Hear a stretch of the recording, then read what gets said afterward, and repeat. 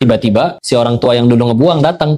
Hai nak, ini kami yang dulu buang kamu. Minta duit dong. Menurut Islam, kasih jangan ke orang tua kayak gitu. Gen Z jadi kalau pengen nikah harus punya standar kayak tadi ya rumah. Ya rumah ada rumah Barbie yang murah. Mobil ada mobil Tamiya juga murah. Mobil Hot Wheels. Ya untuk nikah itu sebetulnya bukan harus nanti punya ini itu dulu, enggak. Tapi adalah menjaga kita dari dosa dan tadi menggandeng pasangan kita nyampe surganya Allah.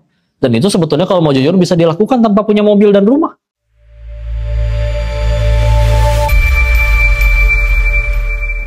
Ya dalam Islam kita lihat ya posisi orang tua tuh sebegitunya. Bahkan banyak sekali ayat-ayat kayak contoh di Al-Baqarah ayat 83 ya.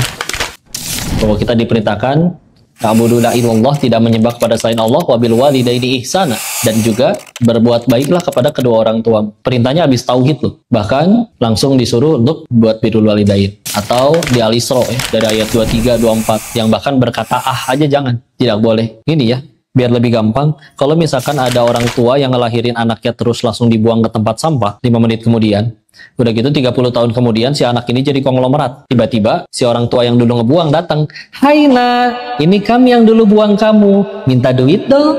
Menurut Islam, kasih jangan ke orang tua kayak gitu. Loh, dia udah jahat loh kok. Ya dia jahat, nanti ada tanggung jawabnya di hadapan Allah. Kita kan berbuat baiknya bukan supaya dia suka, biar Allah suka weh. Dia jahat, dia yang rugi. Segitunya. Orang tua itu bahkan kalau sudah sampai berkata, nak, 1 tambah 1 itu 5 ya nak. Iya bu, jangan dibantah. Selagi perintahnya nggak suruh nyembah selain Allah, selagi perintahnya nggak suruh ngelarang kita sholat, atau nggak nyuruh kita maksiat, surganya di kaki orang tua. Sepenting itu, izin ya mohon maaf ya. Satu dunia membencimu, tapi orang tua kalau malam sambil sholat tahajud, ya Allah hamba ridho. Terima kasih engkau anugerahkan putra seperti ini. Demi Allah 1 langkah kakimu udah di surga. Daripada satu dunia mencintai kita, mengagumi kita, jadi followers kita. Tapi ibu, wabil khusus ya, orang tua pernah tersakiti, belum minta maaf kitanya, dan masih nyelekit di hati, dan tidak ridho, maka demi Allah haram bagi kita ke surganya. Segitunya.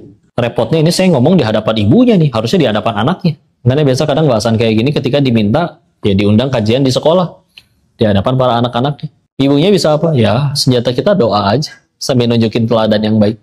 Kalau dilanjut ke tadi ya, yang masalah Gen Z, jadi kalau pengen nikah, harus punya standar kayak tadi ya rumah. Ya rumah ada rumah Barbie yang murah. Mobil ada mobil Tamiya juga murah. Mobil Hot Wheels. Ya maaf ya, biar ibu nggak tegang dulu. Tapi ya sudah, bismillah. Aslinya, ini kita bicara hukum dulu. Aslinya, kita bicara hukum itu ada 2 pendapat. Ada yang berpendapat hukum dasarnya sunnah, ada yang berpendapat hukum dasarnya mubah. Tapi hukum itu bisa berubah tergantung beberapa banyak hal. Bagi sebagian orang ada yang bisa wajib bagi dia menikah hukumnya. Ketika dia sudah mampu, punya uang, punya sanggup untuk membiayai, punya ilmunya, dan dia kalau nggak nikah dia nggak bisa ngendaliin syahwatnya, wajib bagi dia menikah. Apalagi juga udah ada calonnya. Tapi ada yang misalkan ternyata bisa jadi bagi sebagian orang haram bagi dia menikah. Ketika dia nggak sanggup untuk ya tadi menafkahi, ilmunya nggak cukup. Sedangkan ternyata dia masih sanggup untuk menahan syahwatnya. Karena kalau bicara seperti itu hukum, Imam Nawawi memilih tidak menikah. Tapi dihasilkan sekian banyak kitab dalam hidupnya. Sampai kalau dihitung jumlah umurnya, dibagi jumlah kitabnya, maka sehari menghasilkan 4 lembar tulisan baru. Sehari 4 lembar tulisan baru. Sedangkan nggak mungkin baru lahir langsung nulis. Ada fase menuntut ilmunya dulu, tapi beliau seproduktif itu. 2 tahun dalam hidupnya pernah punggungnya nggak ketemu kasur. Tidurnya setiap kali nulis, kecapean, ketiduran. Setengah jam bangun, nulis lagi. Nggak kuat, ketiduran lagi. Ninggalin meja, cuman ketika sholat, ngajar, belajar, sama ke toilet aja udah. Setiap matahari terbit sampai tenggelam, ikut 12 kajian ilmu. Setiap malam, sampai matahari terbit lagi, menuliskan ilmu. Segitu produktifnya. Beliau sanggup menahan syahwat, dan bisa fokus sama ilmu. Menikah bisa jadi tidak wajib bagi dia. Makanya kalau itu ada yang berkata kayak gitu Gen Z-nya, sambil dia sanggup menahan syahwatnya untuk tidak jadi dosa dan produktif dengan kebaikan, mau dia tunda sampai kapan juga silakan. Tapi hukumnya bisa jadi berubah. Ketika dia udah nggak sanggup nahan syahwat setiap hari, mohon maaf nonton yang nggak boleh. Terus padahal uang sudah sanggup, ilmu sudah ada, sudah kerjaan sudah stabil, calon juga misalkan ada. Tapi dia memilih tetap nggak mau nikah karena belum ada rumah, ya itu baru jadi tidak boleh untuk dia. Ngajarinnya berarti gimana? Pentingnya kita jadi orang tua yang teladan. Karena orang makin gede itu, setiap kali dengerin orang ngomong, makin ngeliatin, ini orang punya apa? Wajib nggak? Layak nggak saya dengerin? Ketika kita sudah berhasil menjadi orang tua yang dibanggakan olehnya, dan didengar olehnya, dilihat orang-orang pada dengerin nasihat orang tuanya, dan dilihat orang tuanya ini di hadapan orang sama di rumah sama saja, tidak ada perbedaan, benar-benar orang baik, orang yang punya ilmu, suatu saat kita jelasin, ih orang tua saya aja, Dulu enggak kayak begitu. Untuk nikah itu sebetulnya bukan harus nanti punya ini itu dulu, enggak. Tapi adalah menjaga kita dari dosa, dan tadi menggandeng pasangan kita nyampe surganya Allah. Dan itu sebetulnya kalau mau jujur bisa dilakukan tanpa punya mobil dan rumah.